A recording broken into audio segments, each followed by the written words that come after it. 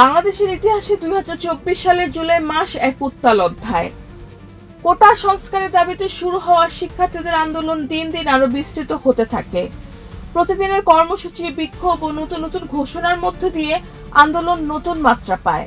সেই ধারাবাহিকতায় 12 জুলাই ছিল আন্দোলনের অন্যতম গুরুত্বপূর্ণ একটি দিন। 2024 সালে 12 জুলাই ছিল শুক্রবার।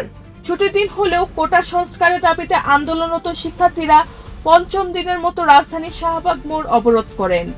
বিকেল 4টা থেকে ঢাকা বিশ্ববিদ্যালয়ের বিভিন্ন হল ও বিভাগের শিক্ষার্থীরা কেন্দ্রীয় লাইব্রেরির সামনে জড়ো হয়ে স্লোগান দিতে থাকেন। পরে বিকেল 4:50 তারা বিক্ষোভ মিছিল নিয়ে হলপাড়া, ভিসি চত্বর ও রাজু ভাস্কর্য হয়ে শাহবাগ মোড়ে পৌঁছে বিকাল 5:20 অবরোধ শুরু করেন। আন্দোলনকারীরা জানান তারা সেখানে আধা ঘন্টা অবস্থান করবেন। অবরোধের পর বাংলা মোটরের দিকে অগ্রসর হওয়ার চেষ্টা করলে শাহবাগে পুলিশ কঠোর অবস্থানে দেখা যায়। আগের দিন ব্যারিকেড ভাঙার ঘটনা ঘটলেও এদিন শিক্ষার্থীরা শাহবাগের বাইরে এগোয়নি।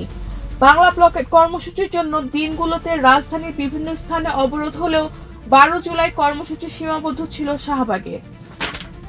এদিন আন্দোলনের দ্বিতীয় সপ্তাহের শেষ দিকে সে পরবর্তী কর্মসূচি নির্ধারণের প্রতিনিধি সম্মেলনে ঘোষণা দেন বৈষম্য বিরোধী ছাত্র আন্দোলনের সমন্বয়করা।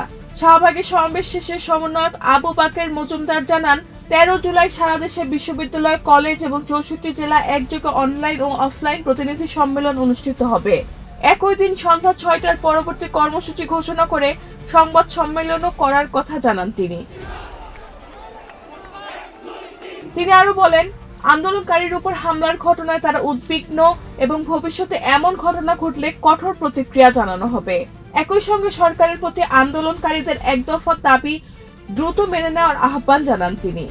শুধু ঢাকা বিশ্ববিদ্যালয় নয়, 12 জুলাই জগন্নাথ বিশ্ববিদ্যালয়, রাজশাহী বিশ্ববিদ্যালয়, চট্টগ্রাম বিশ্ববিদ্যালয়, জাহাঙ্গীরনগর বিশ্ববিদ্যালয়, বেগম রোকেয়া বিশ্ববিদ্যালয়, কুমিল্লা বিশ্ববিদ্যালয়, বাংলাদেশ কৃষি বিশ্ববিদ্যালয় সহ দেশের বিভিন্ন শিক্ষা প্রতিষ্ঠানে বিক্ষোভ মিছিল, মশাল মিছিল ও সমাবেশ অনুষ্ঠিত হয়।